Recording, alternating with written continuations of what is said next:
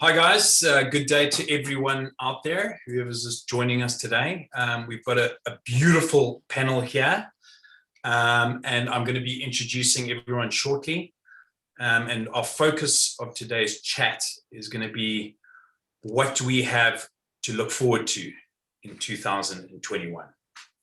And I'm going to be grilling our panelists and asking them how their business is looking currently, and what they see for their business in the future. Okay, so we've got a nice diverse group of people. I'm going to start off with Master Charles Chessher, the CEO of Chessher Group, okay, which their group is a leader in outsourced operations for both small and large corporations. Charles helps plan, implement, and educate business owners on developing a business plan, identifying market needs, and developing the necessary skill set for business ownership. Okay, so we have Charles present. We also have Shane Costa, who's out in Buffalo, New York. He's very cold today, guys, so just keep that in mind when you're questioning him. He's an NFL player agent. He's reps the Generation Sports Group, and he's also a sports law professor. He has over a decade of experience in professional football. He worked for the Buffalo Bills in player personnel and football administration. After graduating law school, Shane became a certified NFLPA agent and has represented nearly 50 players in the NFL, including draft picks, pro bowlers, and starters. He's also an attorney admitted to the New York State Bar. Shane also practices law in Buffalo and represents the advisors coach in their employment agreements. Okay, then we've got the Fogel and Potamianos group. There's three people here. We have the co-founder, Jerome Vogel, who is AKA the deal maker and innovator in the legal community. He represents successful entrepreneurs, corporations, and sports and entertainment stars. His partner, Konstantin Potamianos, is a co-founder and partner. He advises privately and publicly held companies on strategic, corporate, and operational matters, as well as serves as a mentor at a number of business accelerators, including TechStarts, Bunker Labs, and Patriot Bootcamp. Then we have also part of a partner in Fogel and Potamianos is Robert Kramer. He's a senior intellectual property attorney and has spent nearly 2 decades as an attorney procuring and managing intellectual property portfolios for inventors, physicians, startups, large institutions, and corporations. We also have Steve Mirsky. He's general counsel and vice president at Pacific Rim Capital, Inc. They North America's largest independent lessor with nearly $1 billion in asset management. And he is responsible for managing the company's legal operations and client services. We also have John Rhodes, local here in this lovely state of California, CEO of Industry Arts, parent company to Screencraft, We Screenplay, the Script Lab, the Tracking Board, and Coverfly. He's an executive and independent film producer with experience on many sides of the industry. He worked for Open Road Films, acquisition team, acquiring and releasing such films as The Grey, starring Liam Neeson, and End of Watch, starring Jake Gyllenhaal. Previously, he worked as a creative assistant and media talent group for clients including Angelina Jolie and Nicole Kidman. And he got his start in the industry as a development assistant and story editor at Odd Lot Entertainment, helping to develop such films as Academy Award nominee Rabbit Hole, and the Cannes Award-winning film Drive, and the sci-fi epic Ender's Game. If you haven't watched any of those people, make sure you do. And last and certainly not least, we have the lovely Denise Robertson. She's the Chief Purpose Officer of TBWA /Chiat/Day, a global advertising network in 95 countries that develop disruptive ideas for some of the world's most iconic brands and is known as the cultural engine for the 21st century business. Denise is developing groundbreaking research and thought leadership around the use of corporate purpose and sustainability as a core element of building competitive strategy, innovation, and value for future brands. She also serves as a professor of marketing at Pepperdine University and on multiple boards. I just want to note on that one, guys, if you've ever watched if you haven't, you should watch the 1984 Apple commercial. Her company, TWA, was responsible for putting that commercial on air. So we've got as you can see, a very talented and diverse group of people. And we're going to start today by asking one simple question, and we're going to let things progress from there. And we are looking right now into the future, people, 2021. I know how everyone feels about 2020. We hear the chatter. It was, the memes on the internet. People just could not wait for 2020 to be over. So like all humans here on Earth, we look for signs of hope to drag us forward and pull us out of these holes that we get ourselves into. The coronavirus was definitely a big one. So we're going to start with a very broad, simple question, which is, and I'm going to start with Charles. Charles, looking forward to 2021, okay, and we're 2 months into it. How is your business looking to you? Overall good. I mean, my business is looking good, but the businesses that I serve are looking good. I know everybody has, or not everybody, but a lot of people have a negative approach okay, we're just ready to get out of 2020. Yeah. I mean, to be honest, from a business perspective, if you were willing to strap on the boots and, put in the work, we saw a lot of success in 2020. So right. Given that we hopefully won't have a pandemic as long in 2021, is the goal. I think it's going to be even more of a successful year. So everything's looking good at this point. Still the same thing. You have to work hard and kind of be adjustable and adaptable to the environment and the economy. But things are looking good. Charles, and just so people know, I mean, you do outsourcing stuff. Did you find that changed any dynamic in your business, like outsourcing outside of the USA for certain things? Did you find a variance in the way things were being affected in all parts of your in your sourcing, that actual outsourcing component to your business? Yeah, everything went from me being on a plane 5 or 6 times a month to sitting at home in front of a computer most of my day, every day. So it dramatically changed. I found though that the world became that much more connected. It was interesting. Like, yes, we were disconnected from a physical touch kind of perspective. Yeah. But from my perspective, from business, like our business grew, international clients, other people we're working with tremendously, because people stopped with the meetings in their offices and all that kind of stuff. And it left a lot more room to interact virally. And so we saw a lot of increase in those areas and more connection in those areas that we never have before. And then looking forward now from where you are today, is there anything like would you say in the future, just for the rest of 2021, did you change anything strategically in the way you're preparing for a new business, or is it a different kind of are there different kind of prospects or analogies involved in how you're procuring things?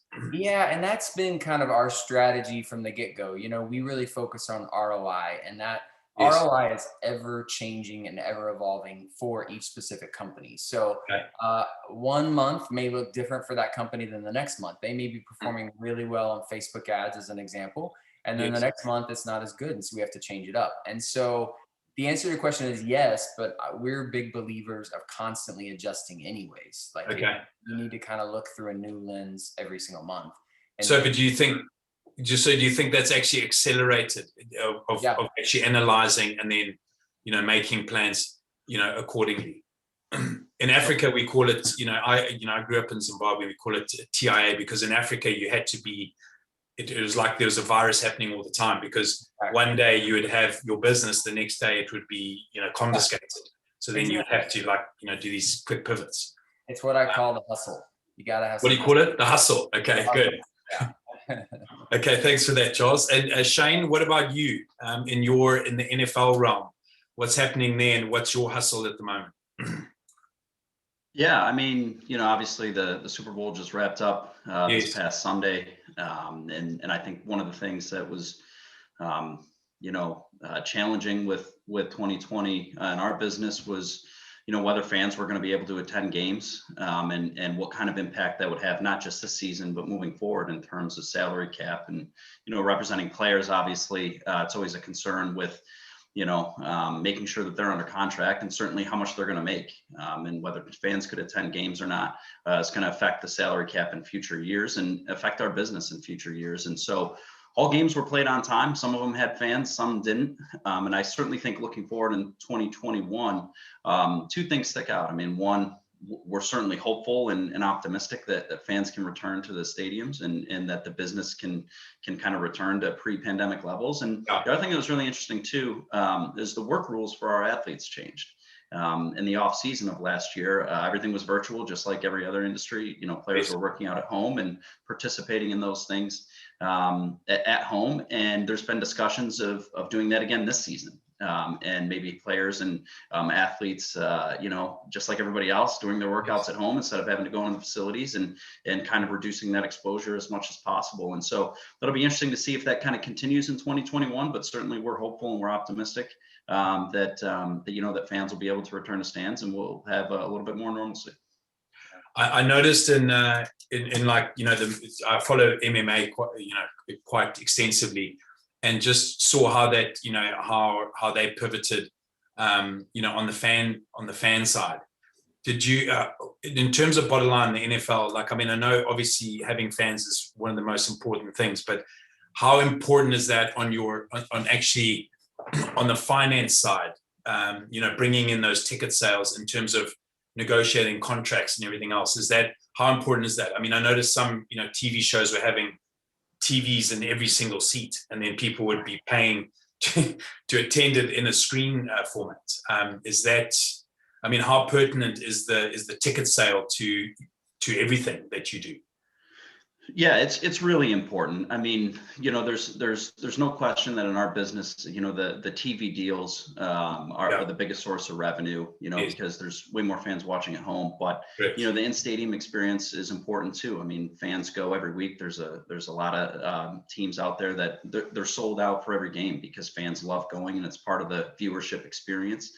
Yes. And it's not just the ticket sales there too. Remember, there's a lot of corporate sponsors that rely on fans being in stadiums, because they get eyes on their products and brands. And that's Yes. a big, that's a revenue generator as well. So there were some challenges there, but I think, the NFL gets really creative on a lot of this stuff, and Yes. they were able to kind of find some ways around it and do some virtual things, and, find other revenue generators to kind of help at least, stem the loss of not having fans at the games. And so, I think a lot of those innovations will continue in 2021 for sure.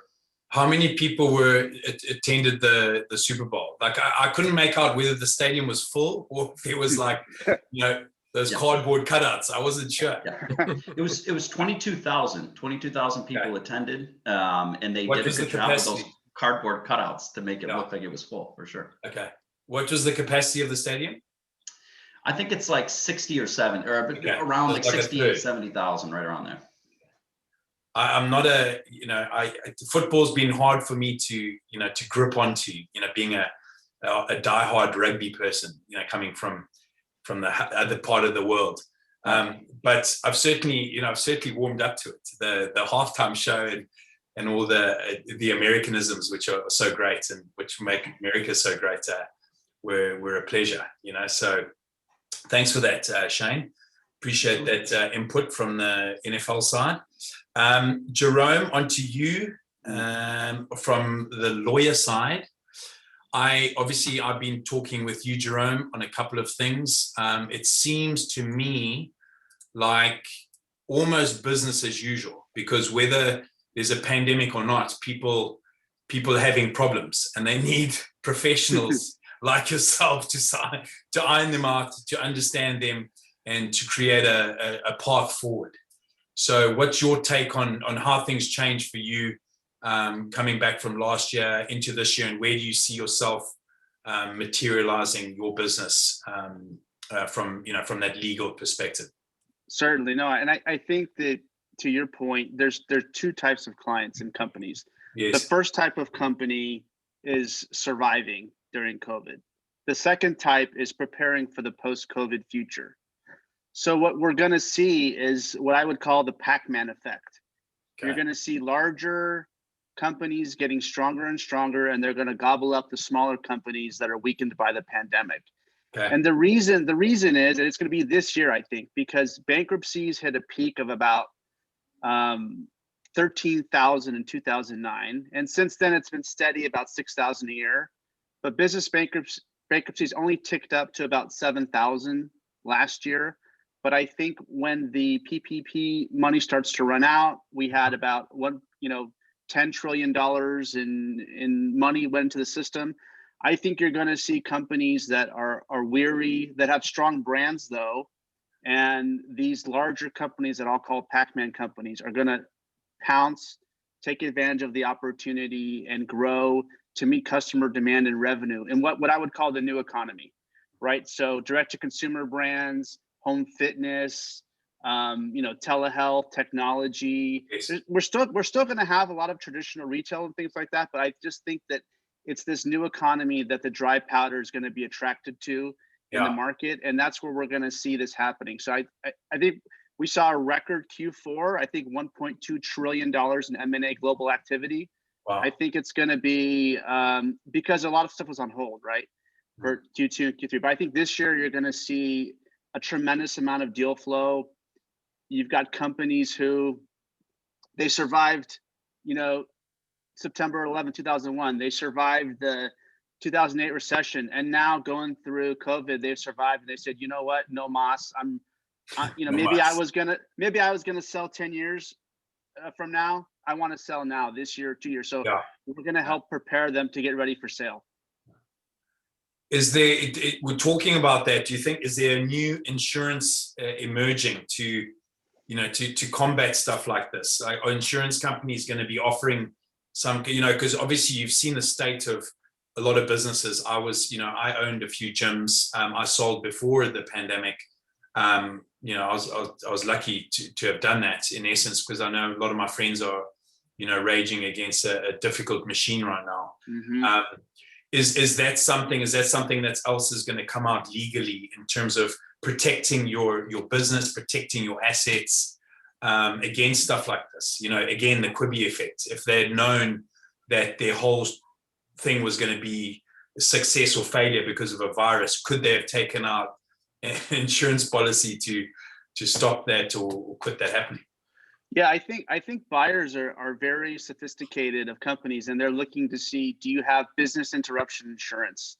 Yes. Do you have, cybersecurity insurance? Yes. To the extent any kind of COVID or protective related insurance, appropriate employer or workers' comp insurance. And then another thing in deals, which has been a trend, is there's been rep and warranty insurance. So basically, it's really for those larger deals, probably like 20 million in enterprise value or bigger, where you buy out this insurance policy that will protect, as a buyer, protect you against the seller, having misrepresentations or other sides of it. So I think insurance, and by the way, insurance companies are hot right now. PE firms are looking to buy them up. So I think insurance is a way to hedge risk. And I've got something just came up for me, Jerome. I know you wrote a book that I read. It's called The Gauntlet, about unlocking the 5 keys for successful leadership.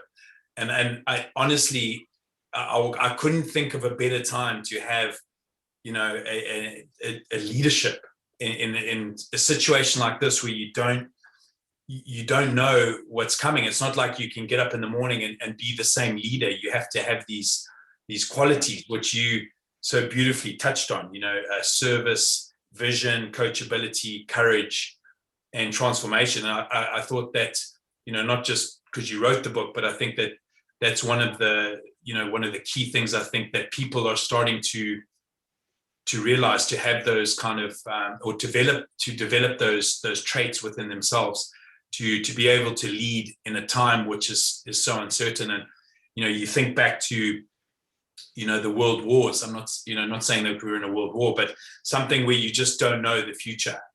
Having something like, having good leadership is one of the things that I would, if someone had to ask me, what have I learned? And I'd be like, read Jerome's book, The Gauntlet, because that kind of it was poignant for me, and not just because I know you. I really, that book really set me on a good trajectory in a lot of things in my own life. And then obviously COVID came up, and then I saw why. So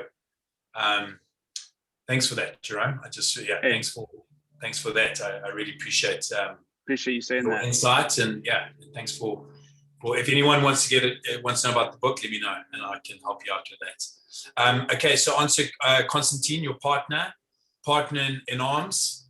They're leading the Texas charge. Constantine, we've spoken before, mates. I've only got great things to say about you, even behind your back to Jerome. Matey, how do you, having your partner say what he just said, what's your position? So I was thinking about this as we were talking, and I love the fact, Mark, that you touched on the importance of leadership, because leadership is critical in any enterprise, and it's particularly critical in crisis mode. So yes, leadership is fundamental to success, but also let's step back a minute and look at this, and we say, well, what are things going to look like in 2021? And over the course of 2020, I've been talking to folks, clients, but also people in the general business world and people I deal with on a mentoring standpoint, early stage business, established business, et cetera. And, I constantly kind of ask them, where are you relative to where you were last year, revenue-wise? Yes. And I got answers from 30% to over 100%, and I thought about this, and I'm like, okay, what are the dynamics here? Because we have the pandemic that has affected us both on a business level, as people alluded to before. We have changes in consumer behavior, a lot more, direct to consumer through e-commerce, less in person, et cetera. But we also have a social dynamic. People all of a sudden who are used to working in a social environment, in an office, working remotely, having less of that social network that provides the background to business and to personal well-being. The additional responsibilities of people with children, having children at home, trying to manage that at the same time they're trying to manage professional responsibilities. So there's been kind of a sea change, both on the social level as well as on the professional level, because of what we've experienced in 2020. And this is going to continue to go forward. There are some trends that we're going to continue to see. I don't think remote work is going anywhere anytime soon. I think there are going to be industries like commercial real estate that are going to have a hard reckoning. I was talking with a friend that was looking for office space right around the beginning of COVID here in Austin. And the agents that we were talking to were saying, well, the Austin market is hot, companies are moving here, they're going to need office space, the landlords are not going to negotiate with you, this, that, and the other. And I kept saying the same thing, incidentally, I told to the Jaguar dealer that I was talking to with another friend out here. So guys, you're not seeing the writing on the wall. You're going to be sucking wind in a couple of months now. And you better be prepared to rethink your approach to some of these things if you want to weather this and adjust to it. So what are these factors that kind of allow companies to adjust to these changes? And this is a sea change that we're dealing with, but these factors apply in the day-to-day business environment. And as I thought about this, it also took me back to my military special operations background and the parameters that we dealt with within that. And I will say, I think the three critical factors that everybody has to think about, both in 2021 and in the future, but particularly in 2021, because we're going through these seismic changes that we experienced in 2020, is at the end of the day, there's some luck involved. There's no way around it. Sometimes timing works, sometimes timing doesn't, sometimes factors work in your favor, they don't. You got to understand that. Second is you need to focus on spotting trends in your sector, in your industry. You need to understand and kind of look forward to what your market is going to need given the present circumstances. Saying, hey, we've been successful for the last 50 years because we're Sears and Roebuck and we sell, things through our department stores, isn't going to work. We figured that out a number of years ago, but it's particularly important now because the rug is being pulled in different directions under every company every day. And the third critical thing is, okay, you can spot the trends. Mark Hewlett can say, hey, I see that people are going to need this workout system within their home, and they're going to build on it. Great. You have that vision. You've been able to understand the trends, but you still need to have the discipline and the organization to effectuate on that vision. So these three factors, luck, trend spotting, and discipline are going to be what gets companies through this successfully. And there are going to be some companies that spot the trends, have the discipline, but don't have the luck. They don't have the capital in the bank. Their market is changing. Their suppliers are disappearing, whatever the case may be. You can't sit there and beat yourself up about that. You just got to forge ahead and figure out what the next opportunity is. So for the companies that we're dealing with, I'm telling them, you got to stick to these fundamentals. There's no magic crystal ball that I can look at and say, this is what 2021 will bring. Sure. If I could do that, I would not be sitting here talking to you, realistically. And none of us can do that. Even extremely successful business people get hit out of left field by some of these factors. Sure. Nobody predicted COVID. Well, at least normally not in the business world. Correct. Epidemiologists might have predicted it, but nobody really factored it into their business. Yeah. There are companies that are able to successfully take advantage of this, successfully look at trends that are resulting from this, and act on them. And that's what I think we need to focus on for 2021. Obviously within various industries, there are factors at play, and we can all continue to talk about this. But I wanted to lay this out just so our audience and our fellow team members here think about that as we're talking about what we envision for 2021. No, thanks, Constantine. I appreciate that. I think what you're saying, it's almost like this the CD. We had CDs for so long, and everyone thought that that's the way music would always be. Or we had Blockbuster, but in essence, the virus, it's a forced change, correct? Is what you're saying. It's a forced change where you have to develop outside of that box or outside of that cloud. You have an absolutely great metaphor in that, because I was literally thinking about that industry as a couple of the other folks were talking about. Yeah. We saw with the move to CDs, and then the move to streaming, revenue was not where it was for the actual artists. Correct. So over the last few years, you saw this renewed push towards live events.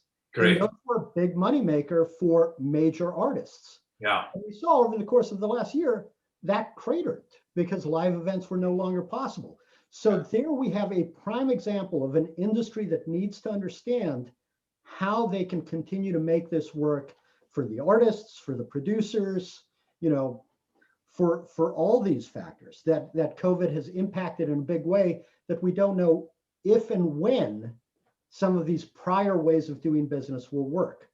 I'll give you another example. One of the restaurants that I frequent up here, part of a national chain, I went in there after they opened up for in-room dining again after months of being closed. Yeah.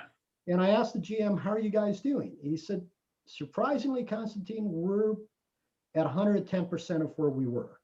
When we got shut down, we kept up with our takeout orders. We weren't where we were before, but we were about 50% with our takeout orders. When we were able to open up to indoor dining, customers started coming back, but our takeout orders did not decline. We still had that new level of business from that area that we were then able to build up our traditional business, as well as start thinking about other ways that we can engage with our clientele. So that's the kind of thinking that you especially need in a crisis situation like now. But frankly, I think is good to think about on even the best of times. Yeah. Yeah, no, I mean, it's just like you said, it's the restaurant then captured the information. So you would never, let's just take a normal person, you'd go to you'd go out to eat, but now suddenly you can't. So now you've got to sign up for the delivery service and everything. So then it's not readily accessible for you. So you're like, oh, let me just order like I did before, but then you still go to the restaurant. So yeah, it's developing and acclimatizing to what's happening in the world, because in essence the whole world, we're a bunch of people, so all these factors are just driving stuff in a variant of directions, but in essence it's all still the same people. It's not like something crazy's happened. In essence, it's just like you hit a door and you've got to work your way around, but in essence that same amount of money and stuff is still being able to be generated, because all the thinking minds and workers of the world, all us little ants building the anthills, we're still here. We're not going anywhere. Thanks, Constantine. Appreciate that. So I want to move on now to Robert, because Rob, this is now important. The intellectual property side. I've just currently been working with you, and absolutely fantastic experience. Guys, if you don't know and you want to protect anything, go and talk to Robert, because I was blown when I got the email about protecting this gym system that I've developed. I mean, I was blown away that Rob, I thought I was going to get like a one paragraph, and he sent me like 10 pages of how this device goes together and stuff. And I just think it's interesting that Robert, being this is just from my perspective, Rob, but being a intellectual property attorney, your IP, this is one of the most fundamental, important parts of anything, creating anything. I mean, we all know it, the Nike swoosh sign, the actual name Nike, whatever it is, the Starbucks, those things are so important. And what I noticed, like having dealt with you, is that there were actually people in Asia, China, wherever, doesn't matter, that were actually attacking ways to bring down patents, so that your standing piece or your concrete piece of what you are could be hammered down. And I like the way that you've got the reinforcing steel around that concrete block. And that's the way you explain it, is to, it's not just, saying, oh, I have, this device that does this, but actually going through it and actually becoming the device and thinking, how do I want to protect myself? And I just had a great experience with you. I've never, gone through that process of, I've done some name stuff, but never actually protecting a product. And I was just, I just love that experience. So Rob, from your side, what's changed in 2021 in terms of protection? We've had the internet, we've had, information easily accessible, people being able to copy brands with ease, hide behind, companies and shell companies. What's important for anyone who's listening, or any of us on the panel who hasn't dealt with IP stuff? What's important right now in terms of protecting assets? Because, we are a world customer base at the moment.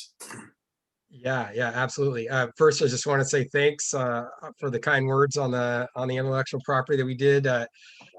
It's exciting to see some clients who actually take the time to read the stuff we generate. I mean, patents can be dry, so yeah. I love the fact that you were able to actually get through that.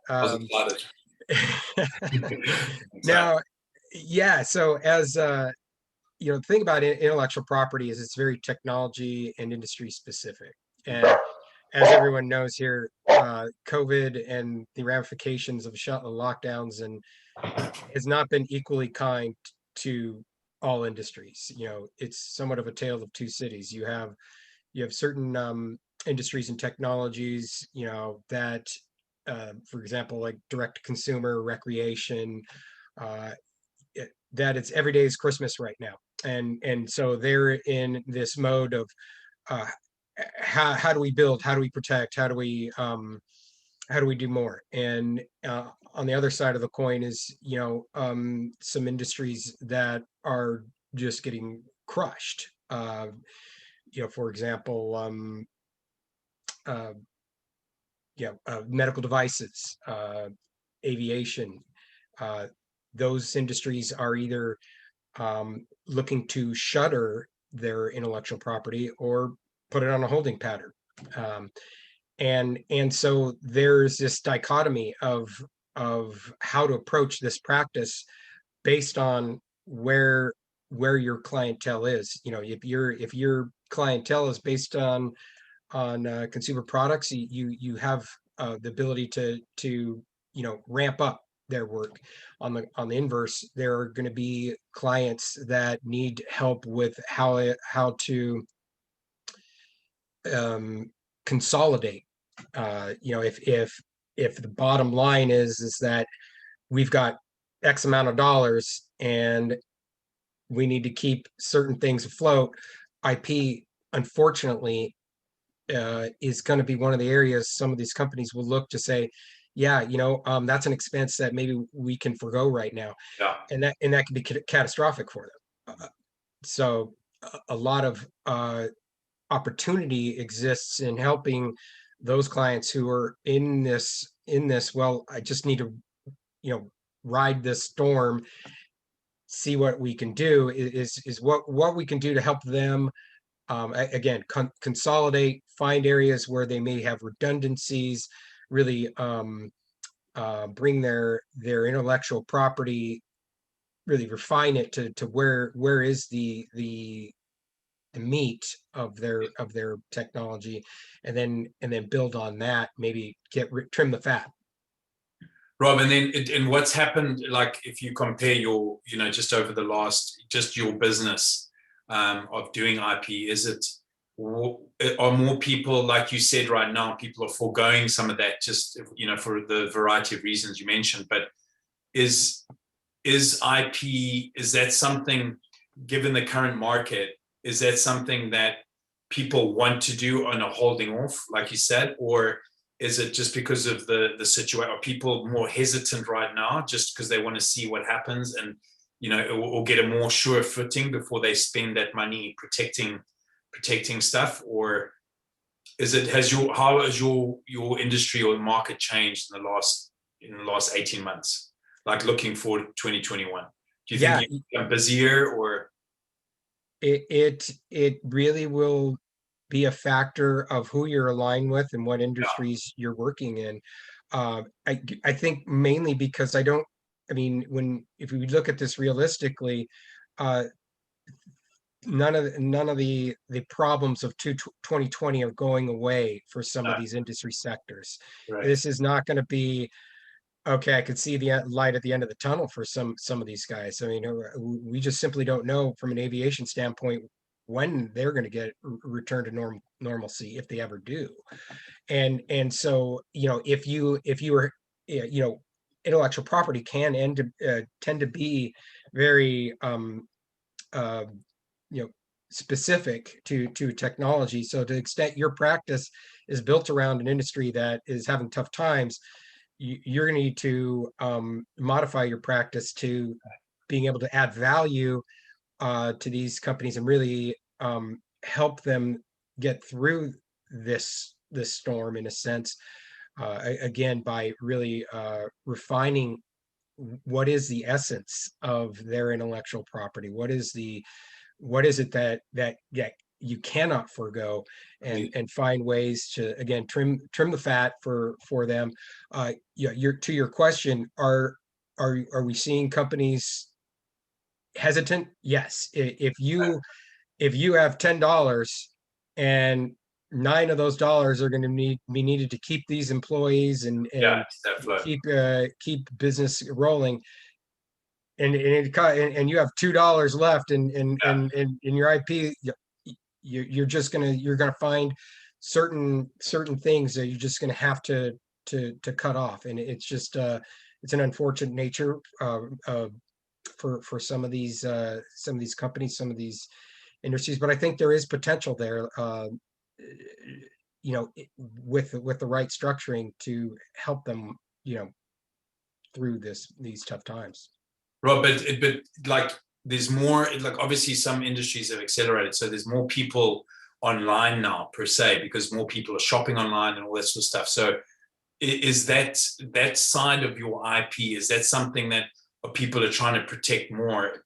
Everyone going into this virtual world per se, is that, are people trying to protect that side of their business, like, logos or branding or your company tagline?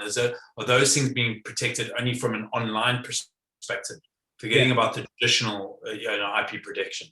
Yeah, exactly. So when you look at from, say, patent versus trademarks, so trademarks actually, it's a really good question. Trademarks seem to be expanding a lot because you are now running into a lot of people who are either branching out into a direct-to-consumer type model, or hey, we were brick and mortar, but now we're hopping online. Really, we're going to try to increase that presence.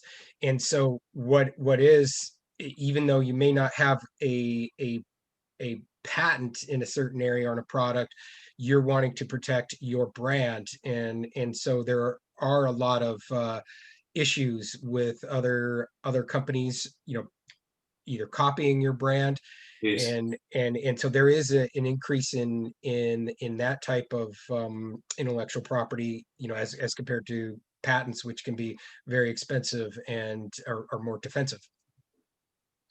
Well, as far as I'm concerned, Rob, I think, when everything's finished on Earth and we start going to Mars, we're still going to need an IP to protect our IP. So I'm with you, mate. I'm with you. Okay. Thanks for all that, Rob. On to Stephen Mirsky over at Pacific Rim Capital. Steve, I've been interested to chat to you, mate. What's happening with leasing assets right now?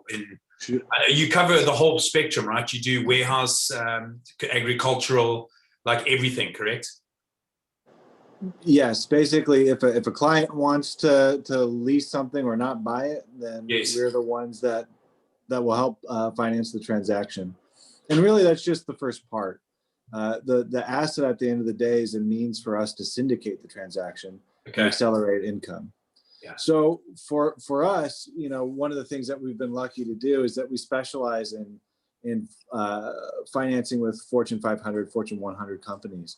Okay. So we actually had a record year in 2020, but we didn't escape all of the seismic shifts that have helped everyone, or that everyone else is experiencing. Yes. In 2021, though, what I'm seeing is an interesting interplay between credit markets and asset valuations. Okay. As we all know, that the stock market is sky high right now, but the credit markets are tightening up, and which indicates to me that there's no real confidence in some of the underlying fundamentals. Mm-hmm. And as a result, what I'm seeing is a lot of, and Jerome alluded to this earlier with the Pac-Man effect, we're seeing a lot of divestitures and a lot of selling of assets that have our leased equipment. So it's creating a lot of disruption in our industry right now. Mm-hmm. The other thing that's creating disruption is that the big banks are consolidating as well. So there's a shift that is occurring where we don't know what's going to happen on the other side. The other big shift that I'm seeing is internal. We have, and Constantine said that, remote work isn't going away. No. But the key thing here is that there's a generational shift taking place in the workforce, and there's a psychological fear block of having remote workers that we need to overcome, particularly with the boomer generation. Yes. There's a philosophy, especially in my company right now, that if you're not here, like you can see, I'm in the office. If you're not here, you ain't working. Well, that's not going to go away. and there's an expectation of the younger workforce, maybe not so much millennials, but certainly Gen Z, that, you know, there is a more work-life balance where I don't need to be physically tethered to a location. Correct. And then from just a pure expense line, I would say, you know, to what extent can businesses look at, you know, administrative positions or other functions and go to different markets within the US or otherwise to fill those roles at a cheaper rate? Because for instance, we're in Orange County, California, you know, we're paying an accountant Orange County prices. Yeah. When I could go to Nebraska and get something for much cheaper. Correct. And then the final thing that we're really looking at this year is, you know, digital transformation. We're upgrading our systems and our product offerings because there's also a generational shift in our clientele. The buyers on the other side are now, you know, millennials my age or younger. And so now we need to cater to their needs and expectations. So there's a lot of, I wouldn't say fundamentally changing the business model, but there's a lot of changes in how we do things in order to accommodate the next 5 to 10 years. So are you trying to like automate your, when I say automate, but digitalize your imprint and your offering more? Because I mean, that just seems the way, you know, I'm doing something in Mexico right now in near Cancun, and it just seems everywhere I go, there's remote workers from America. They've all gone down there. They're paying, you know, half the rent, quarter of the rent, and they've got high-speed internet, and they're doing fantastic. They're going, you know, being on the beach, swimming, sure, but like you said, the work-life balance I think is important for this generation. And it's, you know, the old school way was to get up in the morning and go to the office and come back, but you know, I feel like we're heading to the Star Trek zone, you know, pretty quick, where you can be as effective, if not better, because even in the office, you get distracted. You know, there's people at the coffee machine talking about, you know, what happened there, that. But when you're at home, you can focus. As long as you've got that, you know, that motivation to focus, you can actually get a lot more done. So I see that shift as well. I mean, personally, and even in the development phase, like people building houses, they're asking for, you know, and that's the reason why I'm currently in this gym space as well, is they want everything in their house. They want to have an office, they want to have their workout, they want to have all that just in case for now, but in case it happens in the future, and for anything else that may happen, they want to have their little, what do you call it, commune. So it's just funny. It's just weird how it's definitely changing. And even the way they're selling real estate in Mexico is that it's like, you know, you can build your own little place, or you can have this and have that without having to interact too much with people. But obviously there's all that, the uninteraction as well can lead to more dilemmas, because then we've got all the psychology of that. But I feel like that technology is also coming where, you're going to be able to high five and smile and as a little, little gadget on your computer. So, right. I think those things are coming. But thanks, Steve. I appreciate your insight there. And yeah, talking about movies and memes and stuff, we're going to move on to the master, John Rhodes. John, thanks for waiting patiently, mate. We're definitely saving the best for last, bro, with you and Denise. So, mate, I've been in the industry myself a number of years. My wife's an actress. I know the dilemmas you're facing and faced, and I'd love to hear what your viewpoint is on what's happening in your space. Yeah, cool. Well, thanks for having me, and thanks, John, and Constantine for putting this together. Yeah, I mean, I have a very, I think, specific view on the entertainment industry, which has a lot of, facets to it. Like Jerome said, the Pac-Man effect, I think, is going to happen in this industry as well, because the changes in how content is getting distributed is, has been changing, but boy, COVID has really accelerated that from, the theaters to the living room. And it's happened at a time when, you know, streaming was, you know, a tidal wave that everyone saw coming, but COVID has made that, you know, like happen right now. And so really good, I think, for Disney Plus to launch their streaming service when basically there was peak demand for streaming content.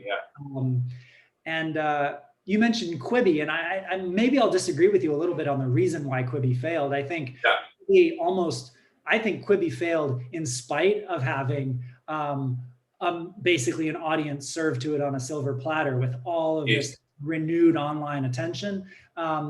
You know, my personal opinion is maybe there was something kind of flawed in that actual product in the way that it was delivering content. Yeah.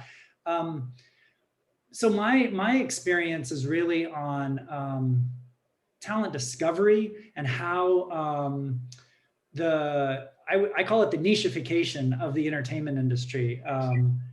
Like I have some friends that work at Netflix and they think about content in terms of tractor beam content that draws in the subscribers. And that's meant to be broad appeal content that just, you know, like kind of like the blockbuster equivalent of a type of content. And that draws in the subscribers, but then to retain the subscribers, you have to give them really niche content to keep them coming back. Because not everyone wants to just watch blockbuster content day after day after day. They want the stuff that really speaks and resonates to them and their background. And so that nicheification of content has created opportunities for producers to create content that can appeal to a more specific audience. And so like Netflix, right? They're an international content delivery service essentially. And they're no longer just catering to middle America, which used to be the bread and butter of a lot of the big studios. Now the bread and butter of these big entertainment companies is the world. And you have so many niche backgrounds, right? Well, like someone in Zimbabwe is going to resonate with different kind of content than someone in Kansas. And so creating that content has created opportunities for me. So my business does essentially talent discovery, and the demand for new types of stories from not just your traditional Hollywood screenwriter, but more people from more diverse backgrounds, from different walks of life, has been really great. And then that coinciding with, you know, a lot of the opportunities to meet new people and network and discover talent at festivals and conferences, you know, a lot of that has gone away. And so people need an online, more kind of virtual and systematic way to find emerging talent. And so that's been a real benefit to my company. And John, oh, sorry, just to interject there. So how are you finding talent right now? Is it, you know, because there was always those things where you go down and there's 5,000 people there and they're like, oh, you know, what do? You know, that kind of thing, finding talent. So is it all like an online thing now? Because I know a lot of people are auditioning, you know, just doing online auditions, not going to see the casting director. Yeah, exactly. We focus on screenwriting talent specifically, so not like actors and directors, but it's analogous. I would say it's similar. The big like sort of buzzy phrase a few years ago, maybe like 5 years ago, was data-driven development, where you know, the big streamers like Amazon and Netflix were using viewer data, their behavior, the way they interacted with content. And YouTube was doing this even before, you know, like Netflix and Amazon came in, but using data to determine what kind of content to create.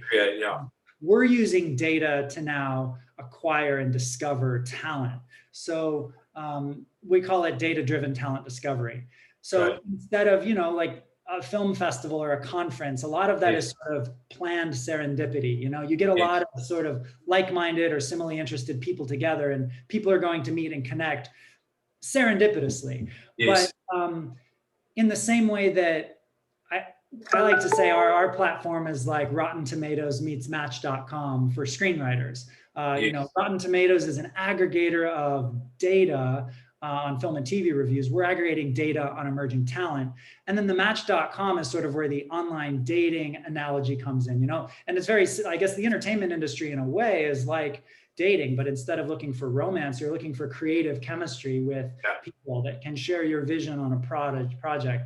So in the same way that, you know, romantic, matchmaking has been systematized by these very big online dating platforms. I think there's a real need in the entertainment industry now for systematizing the matchmaking of the creative minds. And so that's what we're all about. So COVID has benefited us, I would say, but I think just like what I see in 2021, the big question mark for me is, will this increased time that people are spending online, will that continue?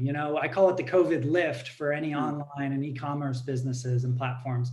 Is the COVID lift going to maintain, or as soon as people can get out of their house, are they going to, basically spend as much time offline as they can? I don't know. Yeah.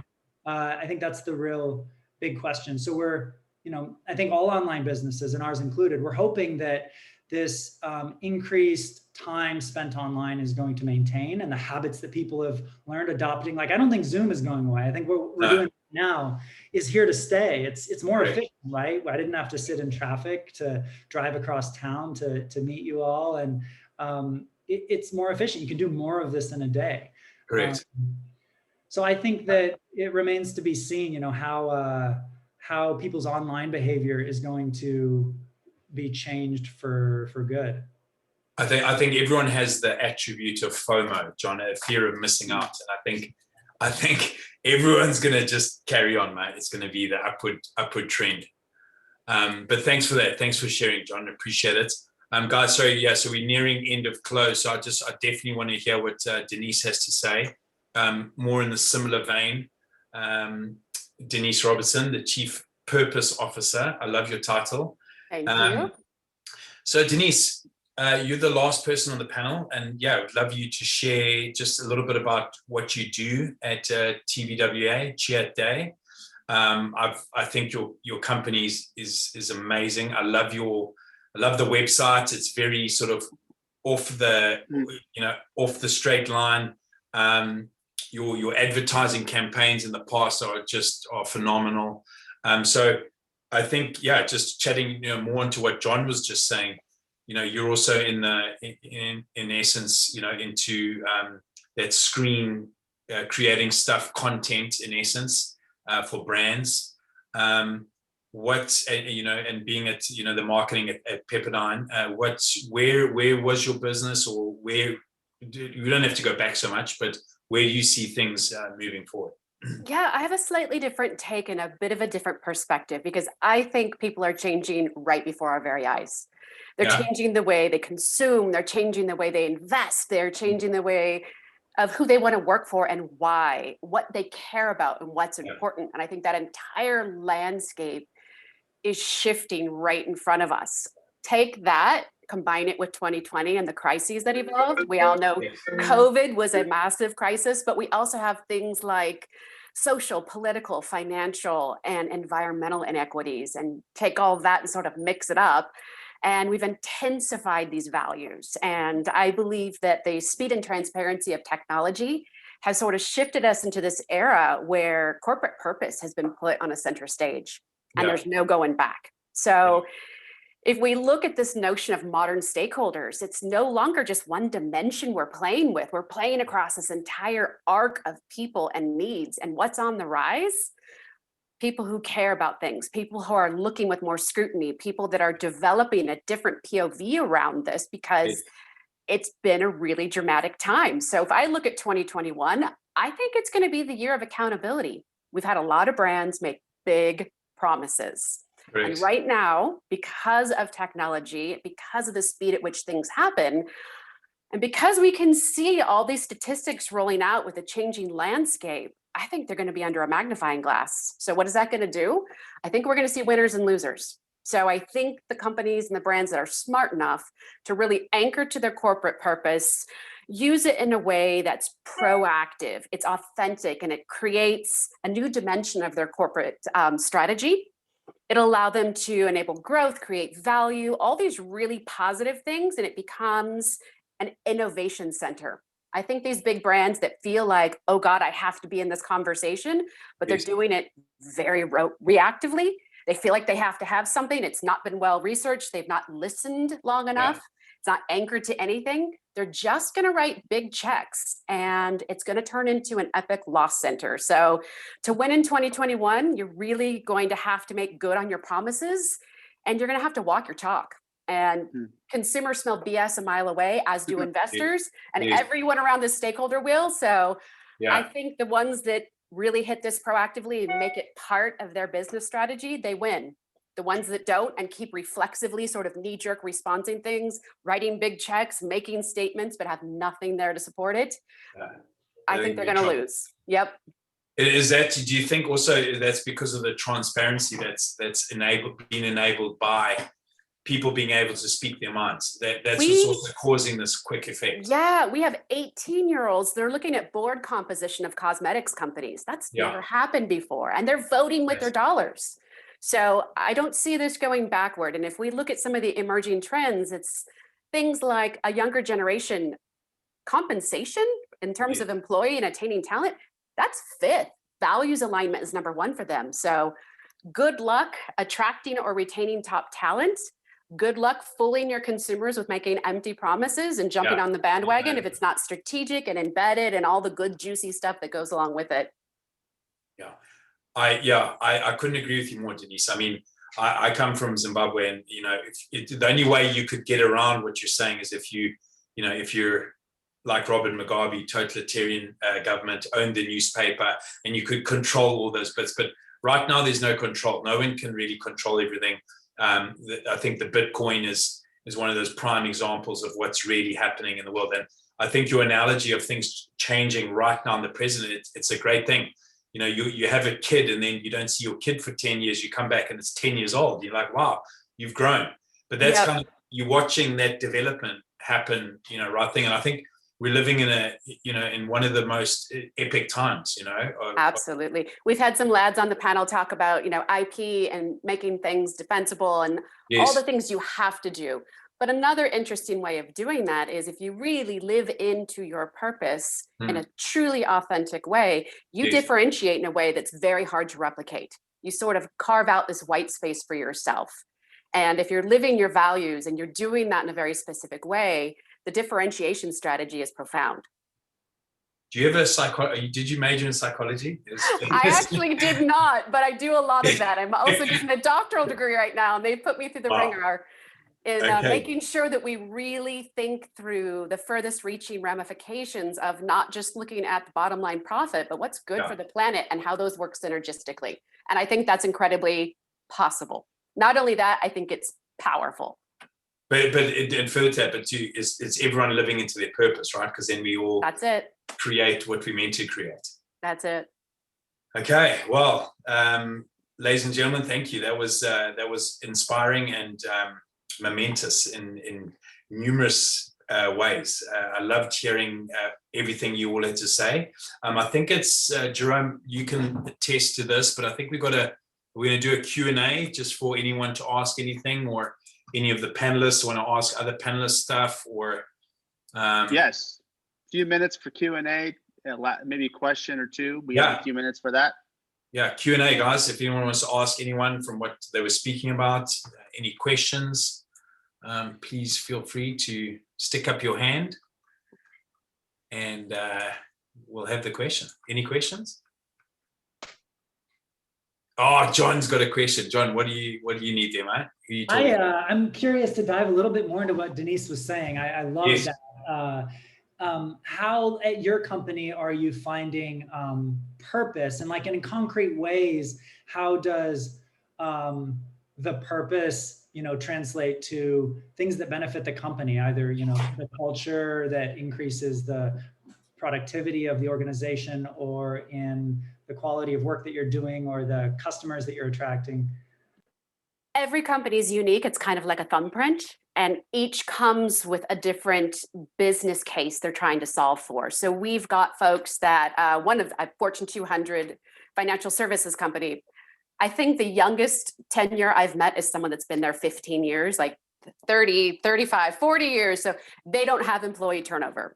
They're not having a problem attracting top talent, but they're very dilute in the market. They don't have a strong presence. And one of the things we found is that their values were just incredible. They're 142 years old and they've been living these values and never once spoken about them. So we're turning that into a pretty epic way to tell their story, to give it something that's more robust. It's amplifying their employee base. Their employees are so excited that they're finally getting to tell their story, but the market is really embracing them because they've gone from sort of this milquetoast, benign, nobody really knew who or what they were, to now they stand for something. They know when to show up. They know when their voice is important. And you can see that in terms of where they're starting to have it reflected back to them. So just one instance, but you can look at that. There's so many issues in the business case that this can solve for. And as we continue to progress, these next generations, they're not going to settle for less. It's just going to become a tent pole in how we operate. Love it. Love it. John, did that answer your question? With flying colors. I could listen to Denise all day. No, Denise. So he's excited. Yeah. Denise can talk. Can you do a podcast, please, Denise? Exactly. Let's just have her. Can she just do the next one? I'm in for that. You tell I love what I do. I work at a big, giant, famous ad house that's worked with every top client in the world. I'm like, yeah, I don't do ads.